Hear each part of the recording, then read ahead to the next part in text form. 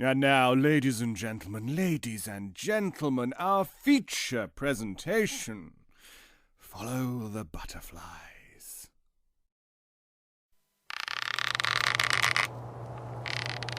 My town was going to hell. The man hung before me, swinging back and forth. Back and forth. There was a note taped to his chest. My partner, Andra, pulled it off with a gloved hand. Do ye not comprehend that we are worms, born to bring forth the angelic butterfly that fleeth unto judgment without screen? Dante Alighieri, Purgatorio. Another butterfly quote. Let me guess, same handwriting too. It certainly looks that way, although forensics would have to confirm, as you know. Yeah, how did we get stuck with a case like this again? Because after the last one, the chief got suspicious that these weren't suicides. Well, they certainly look like them. Although I can't deny that there's something strange and off-putting. Something's not quite right. I turned and walked away from the body. Chills ran down my spine as my mind traveled back to the photos I'd seen of the other suicides. A woman in a bathtub, slits down her wrists, and a man that left off a 12-story building, both with notes attached.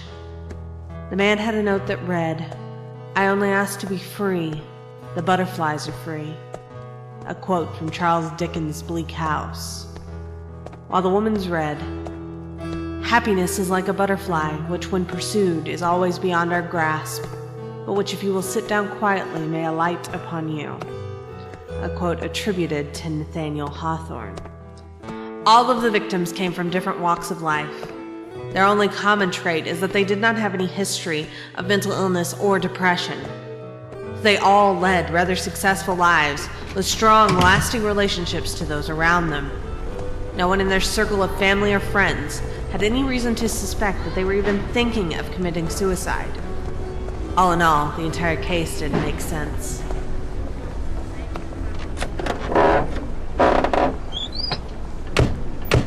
What now? We head back to the station. See if we can figure out what happened to all our victims in their final hours.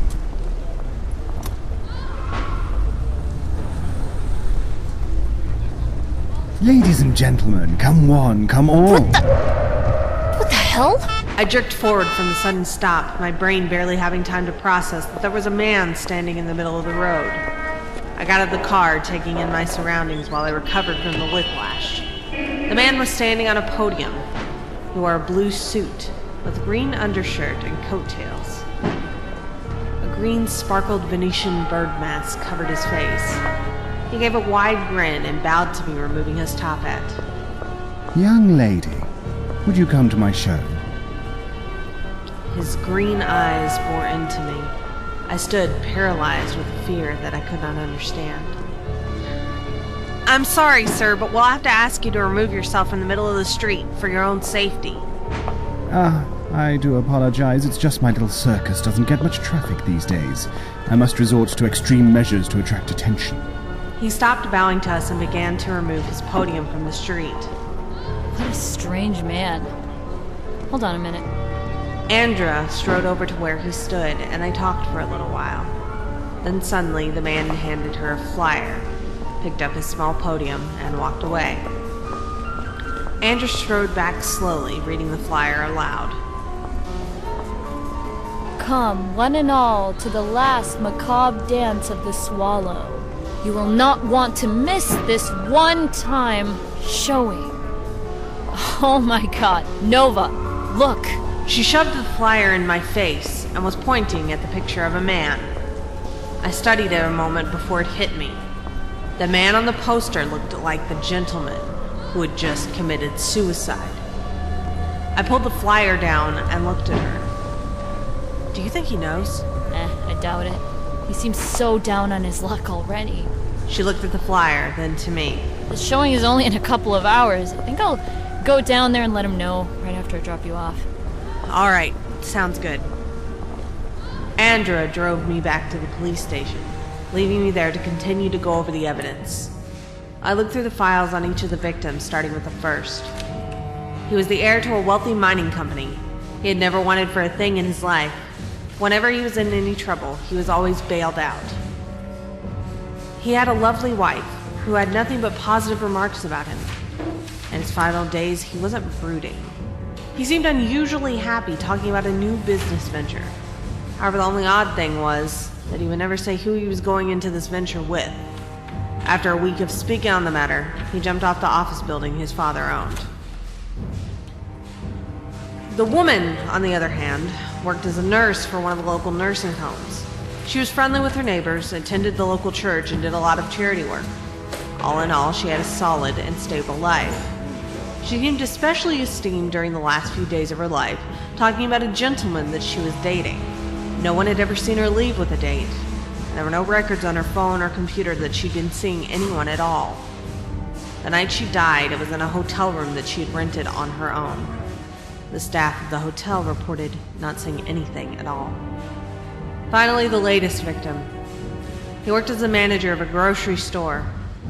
He kept to himself. His coworkers reported that he seemed to have an interest in gaming and often played online with them. There was no record of him ever performing for any circus, or anyone having heard of him doing so. I picked up the phone, calling his supposed best friend. Hello, I'm sorry to bother you. I know you must be having a difficult time right now, but I need to ask you a few more questions. Oh yes, sure, anything I can do to help. Did Mr. Jasper mention anything to you about a circus? No, he didn't. Do you think maybe he had a second job that he was embarrassed to tell anyone about? No, that's impossible. If he wasn't at the store, he was at home. And if he wasn't there, he was at the local game shop. He didn't have time for a second job. Thank you. I looked at the clock as I hung up the phone. 10:30 p.m. It was late and I hadn't heard anything from Andra. I picked up the phone and dialed her cell phone. Hello, you've reached Andromeda Matthews. Please leave a message after the beep. I tried calling her house. Her boyfriend Steven picked up the phone. Hello? Hey Steven, it's Nova. I was wondering if Andra had gotten home yet. No, not yet. Is something wrong? No use in worrying the poor guy. No, I was just curious as we split up after examining a scene. Thanks, Steven. No problem, Nova. I'll talk to you later. You too. I hung up the phone and headed out the door. I started to walk home, wondering if she could still be at that circus. I'd wish I had taken the flyer with me, or at least had her write down the address, so that if something happened, I could maybe meet up with her. Ladies and gentlemen, come in. Come in. The show is just about to begin. I stopped mid-walk. The voice sounded a good distance away, but not too far. He must be near the park.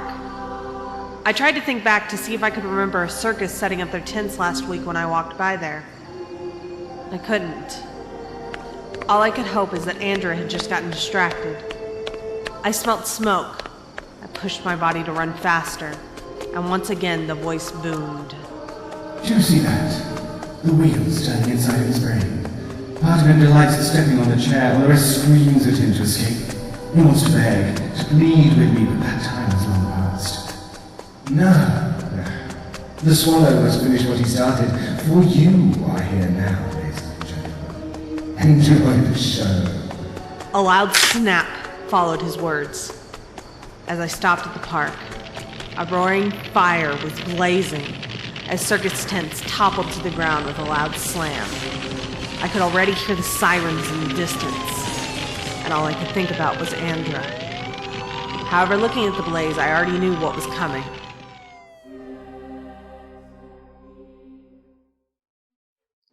The circus had burned down.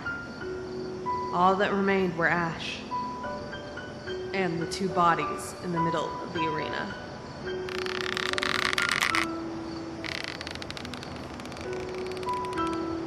The body that should have been in the morgue, the body of the grocery store manager, hung just as it did in that house, with the same note attached to it. In front of him lay a woman. Half of her body was horribly burned. It was so bad that her right eye was totally gone, and only a hollowed-out, pus-filled socket remained. Another note. What the caterpillar calls the end of the world, the master calls the butterfly. Richard Bach.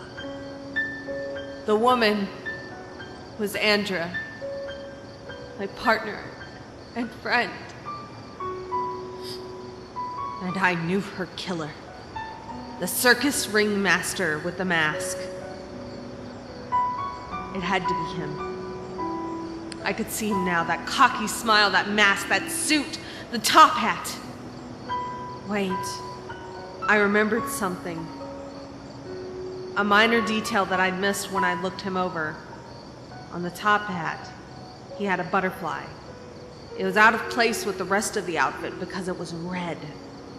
Red with 2 blue spots. How had I missed it before? If I had paid more attention, I could have gone with Andra and maybe have just ended up dead too, a voice in the back of my head said. The crew took Andra away. Condolences from my fellow officers came in tenfold. The chief came up to me and placed his hand on my shoulder. You should take a few weeks off. Is that a suggestion or an order? Burying yourself in the case isn't gonna bring her back. I saw him. He was right in front of me, almost like a taunt. Well, we'll sit you down with our sketch artist and you can make a statement. However, I have to insist that you take 2 weeks worth of leave. Very well, sir. I was escorted back to the station, only to give my statement and a description of the perp, before being shooed out the door to go home. But I couldn't go home. I needed to talk to someone who'd understand. So I went over to Andra, well, I guess now Steven's house. I knocked on the door. Nova, what are you doing here? I sunk to my knees and began to sob. It's all my fault. What's all your... Oh my god. No. I'm so sorry, Steven. He was right there. I just... He didn't answer. I just... let her go. It's not your fault. He tried to sound comforting, but I knew that he didn't feel that way. He looked down at me like he didn't know what he was going to do with me. I gathered myself, still sniffling, and stood. I'm so sorry for your loss. If you need anything... I'll call. With that, he slammed the door. From the other side, I heard. God damn it! I continued walking and eventually found my way home. I sat down on my couch, computer in front of me, and just tried to distract myself. The days passed by uneventfully. At night, I dream of butterflies and death. Sometimes I spend my days and nights crying, missing my best friend. Sometimes I just drift through them as though nothing has happened at all. Until about a week into my leave. I answered the door only to find that no one was there. However, there was a package on my doorstep. There was a card that read, "To lovely Nova, I envy you drunk with flowers, butterflies swirling in your dreams. Shen-Shi. Signed, your secret admirer."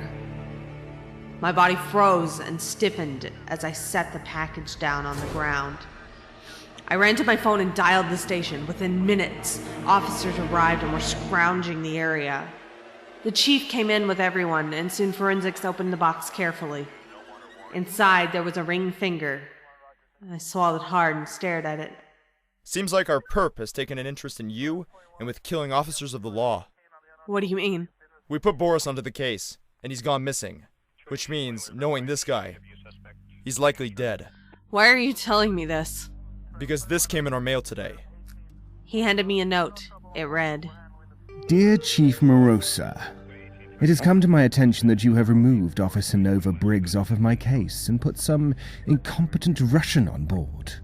I will ask that you kindly put her back onto the case, otherwise just like Mr. Incompetent Russian, all your officers will disappear.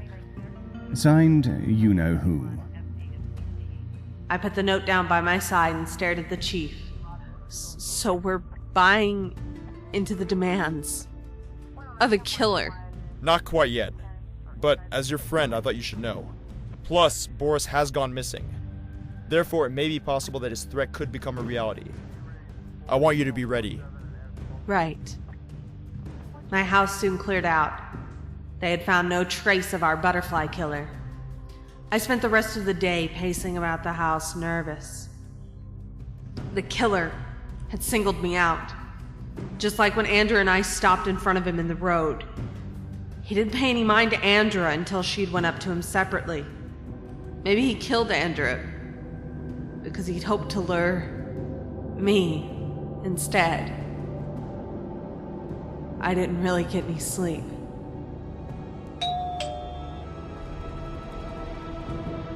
I looked at my watch, same time as yesterday. I bolted for the door and swung it open. No one there. I hopped over the box and ran out looking around. No one. I went back inside and dialed the station once again. Yeah. I got another one. Inside the box was a pair of heads kissing one another. One belonged to Boris, who had went missing a few days after being put on the case. The other one belonged to Mike, who was the next officer assigned to the case. The note on the outside read, My lovely Nova, would you follow the butterflies if I left them? If they put you back upon the case, I'll leave you a trail of butterflies to follow in my wake, for just like the butterfly, you too will awaken in time. Signed, your secret admirer. What do you think it means, Chief? It sounds like a trail of bodies to me. It just feels like he's one step ahead of us. Well, it looks like our best bet is putting you on this case alone, Nova. As he's made clear, he doesn't want you dead, or he'd have done so already. Putting anyone else on right now is suicide. I think everyone in the unit has figured that out. I'm going back to where the fire happened. You do that. And good luck, Nova. Thank you, sir. To be honest, I wasn't sure what I was doing. It was just the latest scene that I knew of. No one had stumbled upon the rest of Boris and Mike. The park was a portrait of Brown now that all the ash had blown away. I went and stood where Andra's body was found. Forensics had already combed the area for anything, and found nothing. Hello? Hello, Nova. What's up, Chief? We just got a call from the Mortician's office. She said she was about to ship Andra's body to the funeral home when it disappeared. What do you mean, disappeared? Well, we think she's a bit hysterical. She claims that her body got up and walked out the morgue. How? I'll get down there.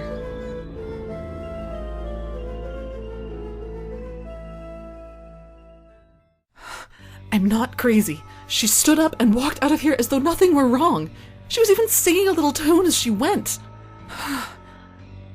I'm not saying you're crazy. I'm just trying to grasp what happened. Now try to remember. I need every detail you can think of. I was putting her into the outfit the funeral home sent. It came in this lovely box and everything. It was a brown dress and a butterfly choker. I turned my back, and the next thing I know, she's standing up and starting to walk out the door singing a lovely tune. Could I see that box? Of course. Let me get it for you. She brought out a beautiful black box with the words, Liar Funeral Home, embroidered on it. She opened it for me. Purple velvet lined the inside of it, except for one small white corner on the top left.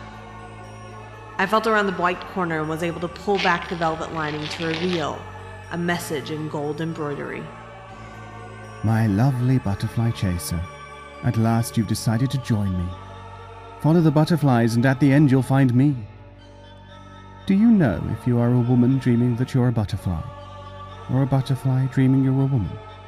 You're Butterfly Man. I headed back to the station to find that one of the officers had researched the last note I'd received. It was a variation on a quote by Deborah Chaskin.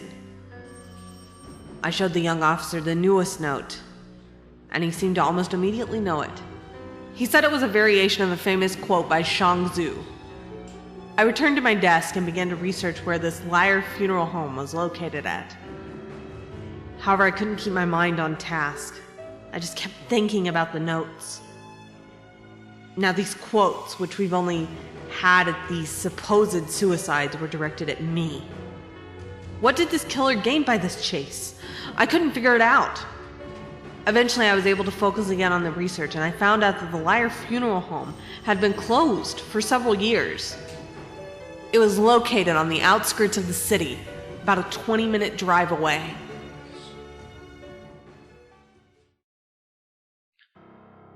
When I arrived, the first thing I noticed on the faded sign was a butterfly. I knew that I was in the right place. I quickly managed to find a way inside. Dusty coffins were scattered about the place. I placed my hand tentatively on the gun at my waist. Help me. The soft voice came from my right side. I quickly turned and went towards it. Help me, please. I turned the corner into what used to be the showing room. At the foot of the coffin was the young nurse who'd split her wrists. She was holding out her wrists, whimpering. Skittering across her wrists were two butterflies colored by her blood. The wounds looked fresh, and she was very quickly losing blood. Please, it hurts. I holstered my gun and rushed to her side, starting to rip apart her blue-gray dress to create a faux tourniquet. The pair of butterflies skittered away from her wrists. Suddenly, she grabbed my hands and gave a wide grin. She held them so tight that I thought my bones would break. She leaned in and whispered in a soft, happy lilt. A place where madness is welcome. A place where all is kept locked tight. Where torture is given as medicine. There will your next butterfly be. She released me, and before I even had the chance to think, my gun was at her head and pressed to the back of it. Thank you. A chill ran through my body as the woman crumpled to the floor just as dead as when I'd first seen her. I don't know how long I stood there just looking at her. Eventually, I gained the courage to grab my gun from the body. My mind spaced. It didn't matter how many bodies I'd seen, I'd never watched the life drain from someone. I'd never watched a body crumple beneath a bullet. I stumbled away, unable to focus on anything. But like an echo, her riddle rang through my mind. A place where madness is welcome. A place where all is kept locked tight. Where torture is given as medicine. There will your next butterfly be. The chills that were running down my spine started to fade as I focused on the riddle. There was only one place that I could think of, an old sanatorium that was in the next town over. I rang the chief and let him know to call the station in that town and explain the situation. He reminded me that I would still have to check in with them. I hung up and made my way back to the car to make the drive. Upon entering the station, I was surrounded by whispers of the other officers who had already heard the gossip. I knocked on the door. Come on in. I opened the door, stepping inside. Hello, sir. I'm Officer Nova Briggs from Mount Silt. I was told to check in. Why don't you sit down? I sat as he spun around in his chair, sizing me up. I'm Chief Inspector Liam Brothway. You can call me Liam. Now, Chief Mock's already briefed me on the situation. So, this psycho you're after only wants you on the case, from what I understand. That's correct. He, so far, has killed anyone who tries to investigate. I don't know how Chief Mox runs his unit, but I don't believe in sending in an officer without backup. Sir, pardon my saying, but any person you would send, you will just be sending them to their death. No one wants that job. I am not going to force any of my men on that job. I will be accompanying you myself. I have already lined up someone to take over my position in the event of my death. I place my head in my hands. You have no idea what you're getting into. Then why don't you tell me? Because your chief wasn't exactly forthcoming with the details. I looked him in the eyes, leaning forward to get as close as I could. This monster. I've seen things that are impossible. I've seen one of his victims up, moving around. She called out to me, begging me to help. Her wounds were so fresh. Blood everywhere. Miss Briggs, are you sure you aren't suffering from a mental breakdown? I have no idea, honestly. But if I am, then we'll find nothing at the Aidenville Asylum. If I'm not, my face must have visibly paled, as Chief Braithwaite put his hand on my shoulder. I suggest you get some rest, Nova. We can pick this up in the morning. He stood from where he was sitting, patted my back, and walked out of the room, leaving me alone with my thoughts. Eventually, I mustered the energy to leave. Miss Briggs, one last thing. Yes? If you could, leave your number with the secretary up front. I need an easy way to get a hold of you. Also, if you like, I'll take you out to dinner tonight. My treat. Being a bit forward, aren't we, Chief Braithwaite? Well, I have to look after you. Don't I, partner? I was taken aback by being called partner. It wasn't a word I'd heard since Andra and I had worked together. He could tell that I was unsettled by it and came closer, where the rest of his men couldn't hear him, and whispered. I know that look. I've seen too many good officers, like you, drown themselves in cases to the point they waste away, unable to think about anything but catching the perp that made them feel this way. I just want to make sure you're well rested and fed before moving forward. That's all. Right. Thank you, sir. Please, call me Liam. We're equals now. I looked him in the eyes. Thank you, Liam.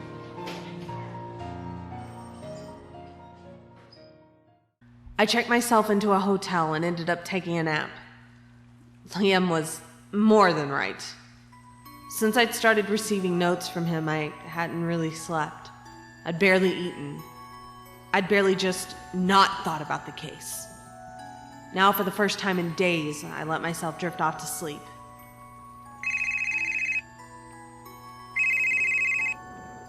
I reached over still half asleep and picked up the phone. Rise and shine, Nova. It's time for breakfast. What time is it? 8 a.m. Did you have a nice rest? Better than I've had in a while, for sure.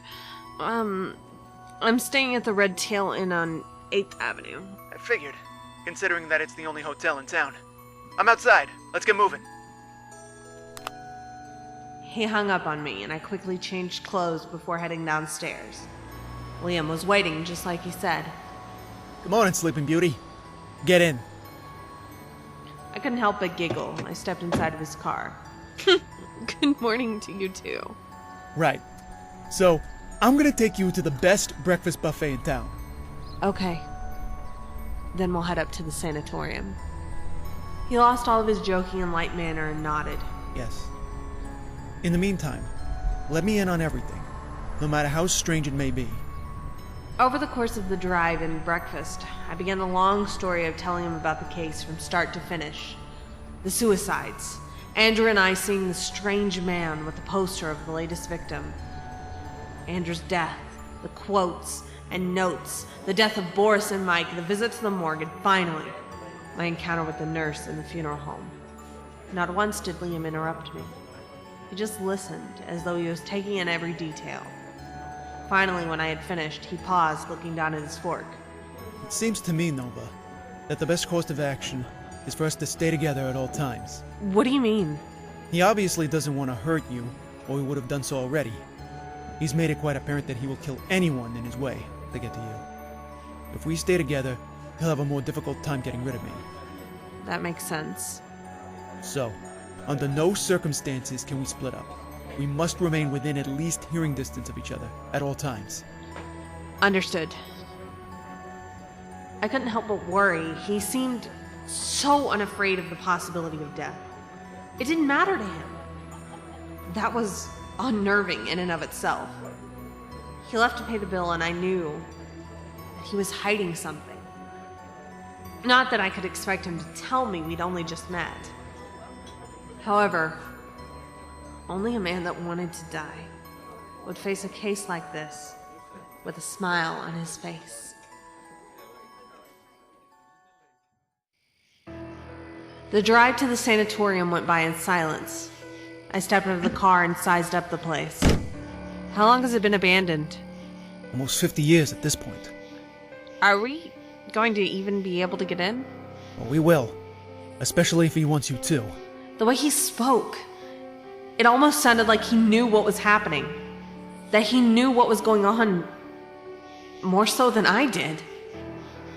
How are you so... Shh! Look there. Coming around the side of the building, there was the heir to that mining company.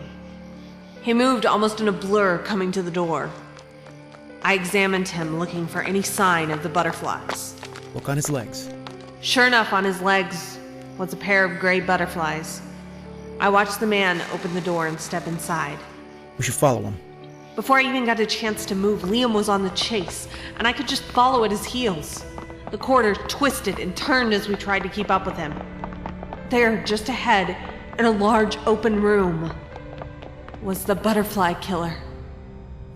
His grin just as wide as the first day I'd seen him. I was paralyzed, but Liam drew his gun. I got you! Freeze, you son of a bitch! Ah, Officer Braithwaite, how nice to see you again. I looked between the pair. They knew each other? But how? Why? The heir from the mining company hid behind the butterfly killer, muttering to himself. The kiwi tried to fly and fell to his doom. The kiwi just wanted to be like other birds. He only wanted to know what it would be like to soar. I have to thank you for bringing my butterfly chaser to me. Shut up! How long has it been now? How long has the kestrel been hunting? You have the right to remain silent. Anything you say can Nova and will be used Briggs. against you. Butterfly chaser Briggs, wake up and pay attention. Your next butterfly is the bumbling fool attempting to read me my rights, and only he will be able to lead you to our final meeting place. Liam's words were droned out of my ears, and my focus was just on the killer. It was as though there was nothing else in the room. The place where the kestrel began his hunt. That house of pain and sorrow. The case he could never solve. The missing child.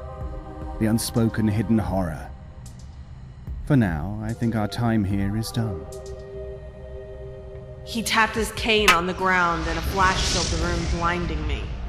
Damn it! I heard a few bullets go off in the chaos. After a moment or two, my vision cleared, and I turned to look at Liam, who just stared where the killer had been, where the body of the heir to the mining company lay. He'd killed a man in his haste to get to the killer. You knew him! He didn't answer me. That's how you know what to do! You've done this before! The silence was damning. You asked me to tell you everything about the case, and yet you won't share what you know with me! His head drooped, and I turned, about to walk away. You heard what he said. Well, from what it sounds like, you know where he's going. You chase him. If I go without you, he won't be there. You don't know that. Oh, I do. Like you said, I know him. He wants you, not me. You know, I was actually thinking I could trust you. I thought maybe you just wanted to make sure I wasn't having a breakdown. But you knew I wasn't. You knew that everything happening to me was real. Do you have any idea how that feels? I'm sorry, but I didn't know if you were on his side. What? You know what? No. I can't do this right now. I can't. I walked away. I couldn't do this. I wouldn't do this. All I was doing was idiotically playing directly into the killer's hands. Why should I bring myself to him? He was always one step ahead of me anyway. He knew that he'd lead me to Liam and that Liam would come with me and he could meet him. Besides, if Liam was the next butterfly, then didn't that mean he would just die? Die like that woman did? Die like that man did? I wouldn't walk him straight into death, no matter how much information he'd kept from me. Liam drove up next to me in the car. Nova, please. Let me make it up to you. I'll tell you everything. My walk slowed and I faced him. Just take me back to the hotel. I need to think a while. We can't split up. Then lock yourself in my bathroom if you're so worried about dying. I need some time to myself. All right.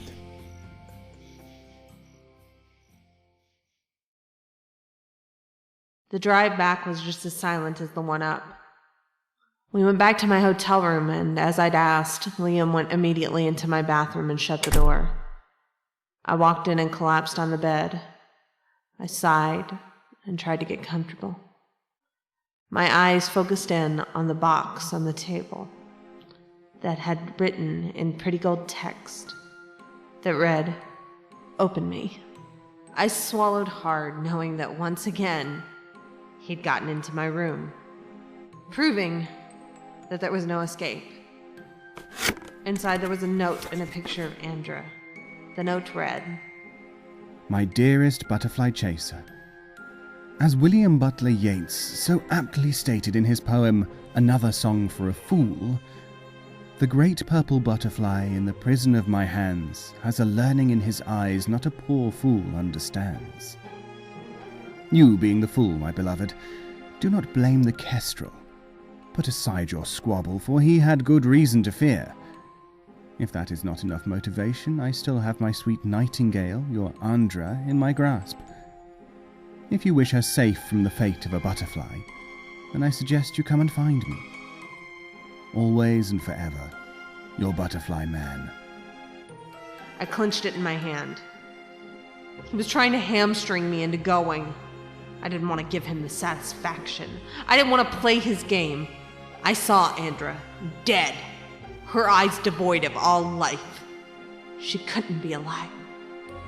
I just had to tell myself that. I got to my feet and knocked on the bathroom door. Liam? Yeah? However, I couldn't just tell myself that. It nagged at the back of my mind. Can he bring people back from the dead?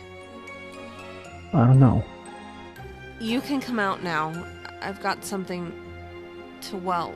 He left you something. Yes. Liam opened the door, took the note, and read it over. As promised, I'm gonna tell you everything. I'm sorry I didn't before. I just... No one has ever believed me. About 10 years ago, I was put on a case. I was young, new on the force. I thought I could take on anything that they threw at me. All of a sudden, a kid goes missing. 7 years old, part of a prominent political family, the Shays. Alan was his name. I was assigned to the case. Neighbors had talked about a man in a bird mask that had been seen in the backyard several days before. It all started with him. Then, as the weeks went on, the Shays left our town, distraught at the loss of their son. After that, more children began to disappear, and would turn up elsewhere, dead. I was always the first to find the scene of the crimes. The children were all found with notes attached to them, with a quote about being unable to escape cages. People all over Aidenville whispered about the Birdman, and blamed me and the rest of the station when we could never catch him or find any trace of him. Then, just like you, I started getting taunting letters. I thought nothing of it at first. However, my wife at the time grew very afraid. We had a little girl, you see. I thought it was just some prank by some kid who'd seen the story on the news. However, the taunts didn't stop. Eventually, my wife's paranoia got to me and I sent them away.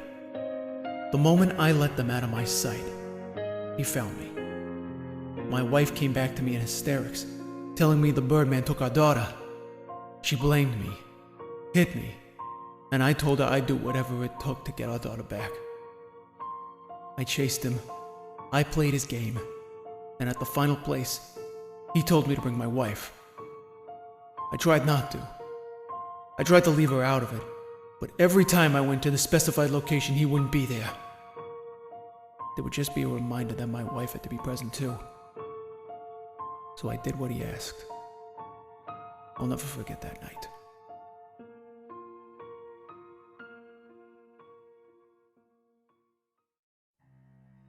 It was a cold night, dark, with no light from the moon. We entered into the Shay's household, following after a small dark figure. There, in that big open room, stood the Birdman and our daughter. We couldn't see his face. It was completely covered by this plague doctor-esque mask. He put his hand on the shoulder of the small, cloaked figure that came to his side. So nice of you to finally bring your mate, Kestrel. His voice was garbled. My wife clung to my arm, frightened by him. She's been very cooperative throughout this whole ordeal, as has your darling chick. Now I've come for one small matter.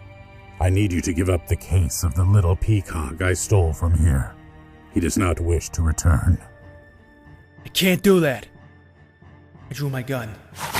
There is no need for that. My wife stepped in front of my gun, and I locked up. You see, I've already rid the town of the grieving family. I'm just one step away from making him my peacock for good. The people of this town still cry for justice. And until you say there is no more evidence, the chief of police won't let it rest, no matter how my butterflies flex their will upon him. That was when I finally saw it. A butterfly attached to my wife's neck. It pulsated and moved. However, I could see the fear in her eyes. What have you done to her? It's quite simple. I've overridden her neurological processes and forced her to stand between you and me. Have you failed to notice that your chief of police has been trying his damnedest to quiet the incidents of the disappearances? The chief before me had tried to silence my investigation and had been standing in my way, making my life difficult since the first of the deaths. And why keep murdering children? I have murdered no one. All I have come to do is end this feud between us. You give up the case. You get your daughter and your wife back. Liar! What about all the children that disappeared and you killed? If you want me to give up on this case so badly, why not just override my neurological processes? Silly Kestrel. Do you think I haven't tried? We've done this dance so many times already. No. Your mind does not relent. You are a man focused on one thing. The obliteration of your enemy, which at this moment you perceive to be me. Nothing else matters. I thought that maybe if something you held dear was placed in front of you, that you'd at least remember our encounter. My wife tried to lower my gun, but I did not allow it. I kept it pointed at her, pointed at him. I shoved her out of the way, but she just clung to me. You have the right to remain silent. Anything you say... In the back of my mind, there was a scratching. It ached. It hurt. And it whispered. However, Kestrel, no resistance can last forever. Give me what I ask and it'll be all over. Unless you'd rather regret our encounter once again. My hand shook, and the gun wavered as I did so. My wife continued to cling to me, weighing down my arms. A low chant began in my head, telling me to shoot my gun. My aim was perfect.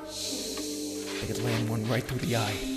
If my wife would just let go! That's what I told myself. I kicked her. Only because I wanted to remove her from my grasp. However, she wouldn't let go. Don't shoot. I continued trying to aim. And then at last, I fired my gun, just as my wife pulled my hand down hard, throwing off my aim. In a matter of seconds, my body hit the floor. My daughter's body. My wife started screaming a horrified scream, even though she couldn't possibly see her. My mind slipped into shock, and I dropped my gun. I did warn you. Just like every encounter before. Now, you will do as I ask, Kestrel. Go to your chief. Tell him there is nothing left to investigate, and then my influence will leave your town forever. Come, Peacock. Let us go home. The small dark figure pulled down the hood of his cloak, revealing the grinning figure of little Alan Shea. And all I could do was watch them walk away. My mind was quiet, and his words just echoed over and over. My memories rushed back to me. I would see the small shadow crying out, begging to go to the circus. I would follow it and come face to face with the Birdman and one of the missing children. The same exchange would happen in one way or another. I would kill a child. Defeated, I went to the chief, and I closed the case on all those disappearances and murders. After that, the town found thousands of little butterflies in their houses, on the streets, in their workplaces. I found 2 in my bed, one on my wife's pillow, and another on mine when we woke up the next morning. Everyone seemed to forget about the Birdman, except for me and my wife. The worst part was that everyone not only forgot about him, they forgot all about the missing children. No one cared.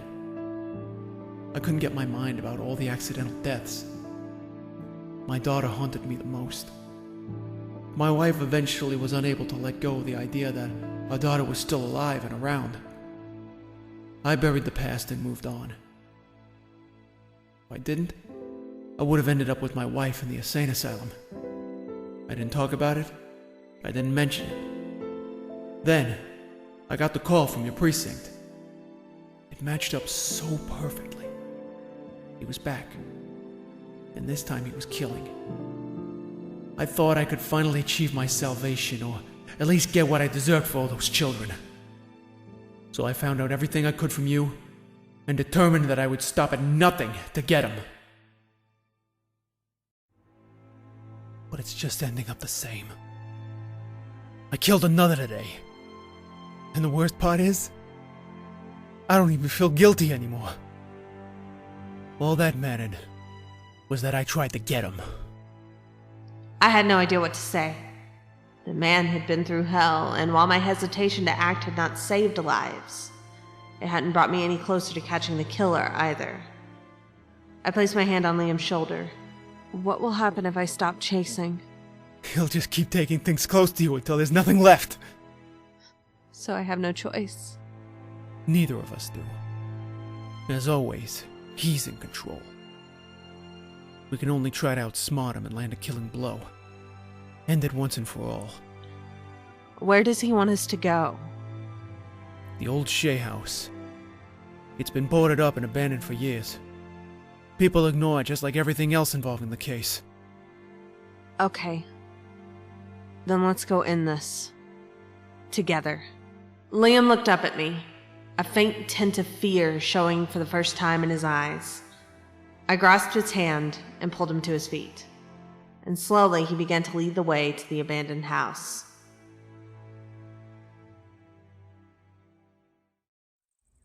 Liam and I pulled up to the house.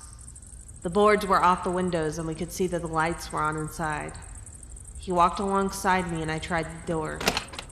unlocked. We walked inside and heard a woman singing. Night is come, my butterfly. Andra! Close your eyes. I recognized the voice and started to run up the stairs. Nova, wait! But Liam's voice faded as I ran towards the voice. I stood in the doorway to a child's bedroom. There, Andra was standing, a soft smile on her face. She was dressed in a brown dress, and a butterfly choker was around her throat. I ran to her and started to try and remove the choker. I will find a way for you. Close your eyes. Close your eyes. Something closed around my face and I stiffened, finding myself unable to move. I felt tiny pinpricks across my face. My eyes shut tight, and I felt blind as I could feel the blood pouring down my face. To spread your wings and fly for true. My hands trembled as they went for the gun in my pocket. As though hands were guiding me, something pointed me towards the door. Open your eyes. Open your eyes. My eyes opened to find Liam standing in the doorway. My gun pointed at him. His gun pointed at me. My throat sealed, unable to speak. Now, doesn't this seem familiar, Officer Braithwaite? Let her go. Will you kill her just to get to me? Liam didn't do anything except stiffen his stance. Doesn't it seem such a waste to kill what you've been searching for all this time? What the fuck are you talking about? The killer released the grip on my shoulder. When I was a child, my creator was put in a situation like this. There was him, you, a little girl, and a woman. I felt his mask come to rest on my shoulder. Liam's face went white with shock. You're Alan.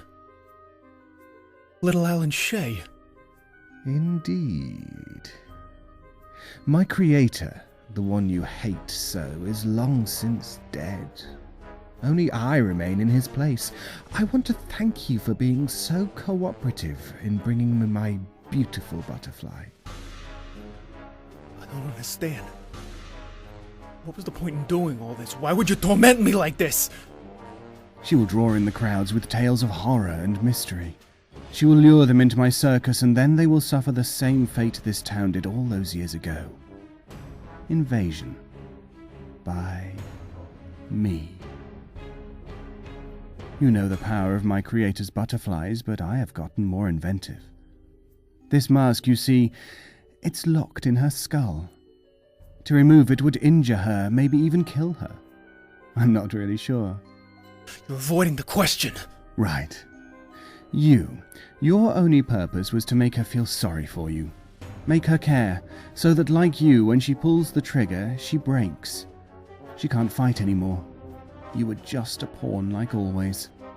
My hand shook while holding the gun, and I felt a voice in the back of my mind. Or would it serve you better, my sweet, to shoot my dear Nightingale point blank? My teeth trembled as my hands moved to aim at Andra. You can't do this to her! Nova, just hold out. You don't have to do this. He's fucking with you. But you know, my butterfly, that I can, and I do. My Nightingale. Or your Kestrel. I can't.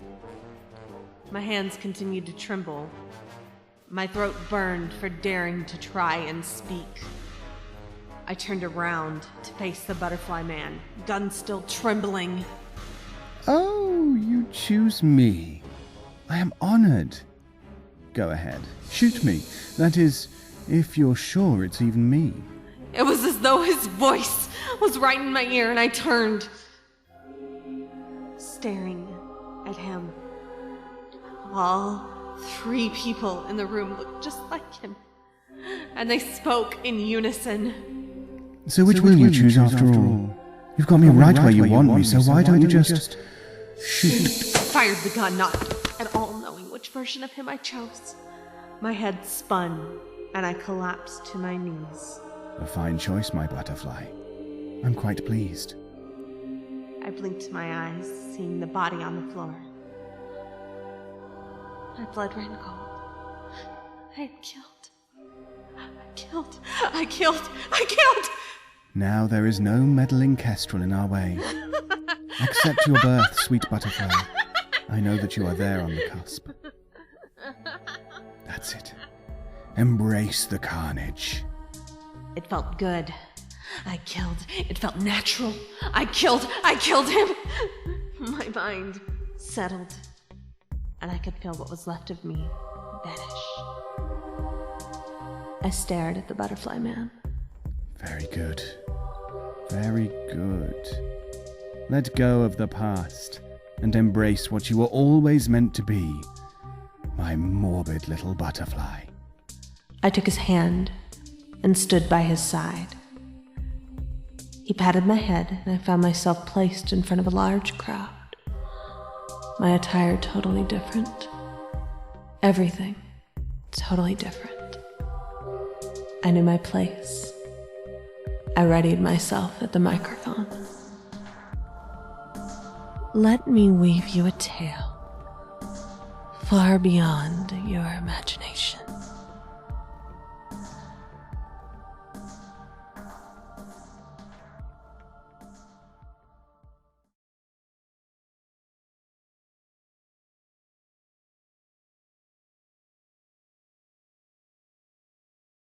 You have been listening to Follow the Butterflies, written, directed, and produced by Krystal Donahue, starring the voice talents of Krystal Donahue as Nova, Tanja Milojevic as Andra, David Ault as the Butterfly Killer, Anna Cordoba as the victim's friend, Cary Micheal Ayers as Stephen, Cedric Houle as the Chief, Buckley as the Mortician, Lizbeth Liu as Victim 1, Patrella as Liam, Rahul Kurup as Victim 2, Matt Weller as the Shrike, and Kristen Mass as the Butterfly. Music featured in this production done by composers Jamindo Music, Darren Curtis, Kevin MacLeod, Kai Hartwig, David Beard, Pete Smith, Adrian Von Ziegler, Miyuji. Details featured in the description below. Morbid Butterfly images and in-card edited by Clara. Images used featured in the description below. We thank you for watching. Until next time.